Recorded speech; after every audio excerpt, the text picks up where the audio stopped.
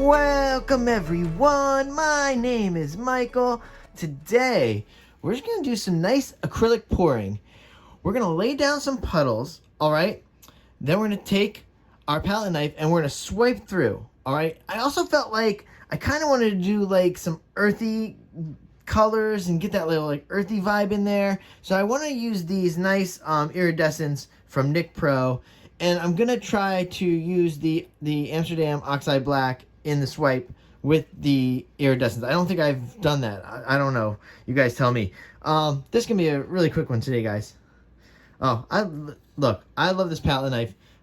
The shape of this palette knife for me really does it. I love the feel of the swipe with this knife. I just love it. It's really great. All right.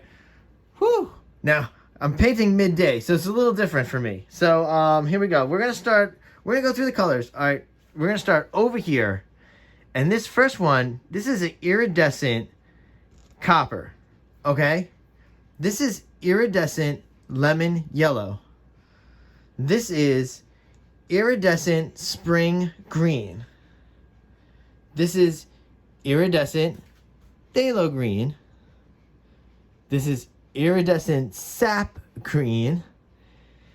Over here, we're just using, this is Liquitex. This is not the Nick Pro. This is just turquoise, all right? And like I said before, we're going to use the Amsterdam Oxide Black for swiping today. All right, very easy. All right, so, you know what we got to do.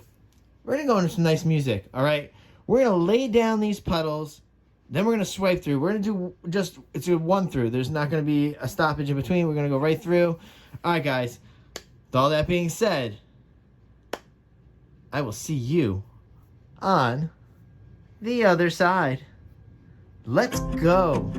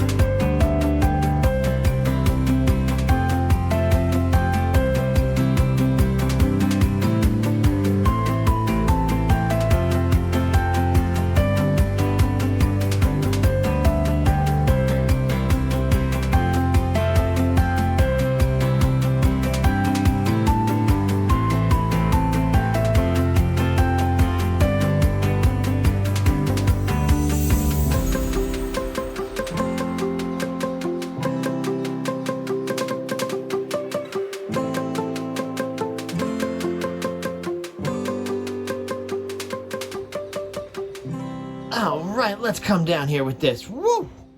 Wow, this turned out way different. Those Nick Pro paints are not very receptive to the oxide black of Amsterdam. They're really not. It did not open up at all, pretty much. Wow. That's what I say. Look, those paints are very beautiful, but like I always say, they are very strong, and they do not react like normal paints would most of the time. And you can see that. You can see exactly how that happened there. But wow, I kind of wish I could figure something out here, because I don't want this. I like this. I like this, and I like this. This little section, oh, I wish I could do something with it. Ah, do I want to just drag through and try to like make little designs in there? I don't even know. I'm going to leave it. I'm going to leave it. And we'll see what happens. Let's do a torch and let's get to close-ups. This is a crazy, weird painting. I wish I didn't have that in there. Oh, that's so crazy. All right, let's torch a little. See what happens. Because you're not going to get... This isn't going to move. I mean, that's going to stay there like that. Same as the middle. It's such a weird breakup. Oh, I wish I would have just had a total swipe through of this. Wow. That's crazy. All right, there we go. Whew. All right, guys. Always a big thank you for hanging out and watching these paintings and seeing stuff. You just saw what happens with the Nick Pro paints. That's why look, I don't advise you buying them. If you like the way they look, that's one thing. I am not going to say run out and buy those Nick Pro paints. I'm not a huge fan. I do like the colors, but that's about it. They don't really react really well. You can see that here. All that being said, though, guys, I want everybody to have a fun time. I want everybody to go home, go to their studios, pull out a canvas, pull out some paint, get painting, have a good time. We're going to go into these close-ups. We're going to do the wet, we're going to do dry, and then, guys, I will see you in the next video. Bye.